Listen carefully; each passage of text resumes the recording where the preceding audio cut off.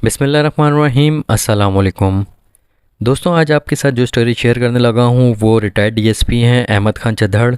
उन्होंने अपनी किताब जुर्म निशान छोड़ता है में इस कहानी का ज़िक्र किया है।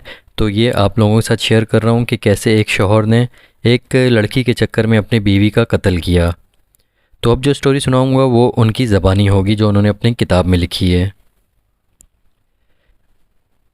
वो कहते हैं कि 1979 में जब मैं बतौर सब डिवीज़न पुलिस अफसर कमालिया तैनात था और राजा मुजम्मिल हयात सब इंस्पेक्टर थाना कमालिया का इंचार्ज था, तो मोहम्मद दीन नामी शख्स जो कि चढ़ मोहल्ला कमालिया का रहने वाला था, उसने थाने में इतला दी कि इसकी बीवी अगवा हो गई है। इंचार्ज थाना ने इसके बयान पर अगवा मुकदमा दर्ज किया और तफ्तीश शुरू की।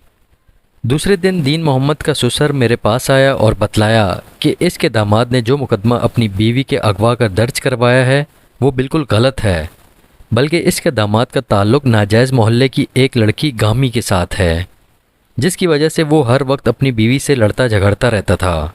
वो नहायत शरीफ औरत थी। इससे 2 लड़के और एक छोटी बच्ची भी पैदा हो चुके हैं। ये नामुमकिन है कि वो किसी के साथ अगवा हो गई हो, क्योंकि वो फितरन नेक और शरीफ है। इसके किसी के साथ अगवा होने का सवाल ही पैदा नहीं होता। इससे शुबा है कि इसके दामाद ने कोई चक्कर चलाया है। मैंने थाना कमालिया टेलीफोन करके एसएचओ को कहा कि मुद्दई मुकदमा को मेरे पास पेश करें। थोड़ी देर बाद एक एएसआई इसको मेरे पास ले आया।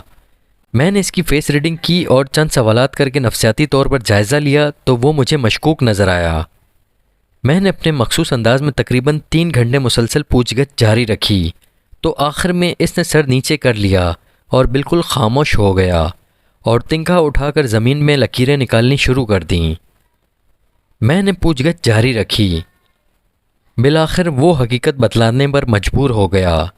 इसने बताया कि इसका एक औरत से इश्क चल रहा था और रफ्ता रफ्ता इश्क जनून की हद तक पहुंच गया। इसने तय कर लिया कि इसको अपनी बीवी ज़रूर बनाएगा। चूँकि पहली बीवी शादी के रास्ते में रुकावट थी, इसलिए प्रोग्राम बनाया कि क्यों ना इसे कत्ल कर दिया जाए।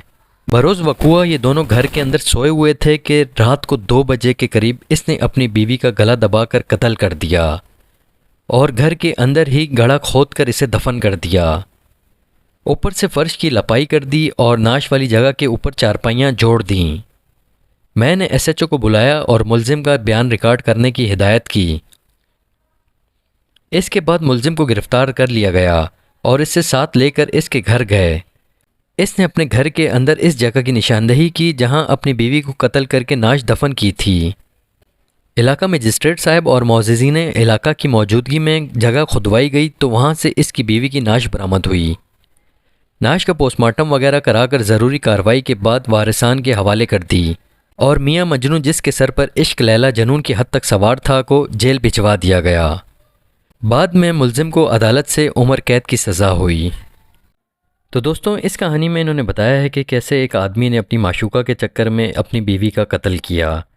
तो दोस्तों, इंशाल्लाह इनकी और कहानियाँ भी आप लोगों के साथ शेयर करेंगे। अपना बहुत ख्याल रखिएगा, दुआओं में याद रखना। अल्लाह हाफ़िज़।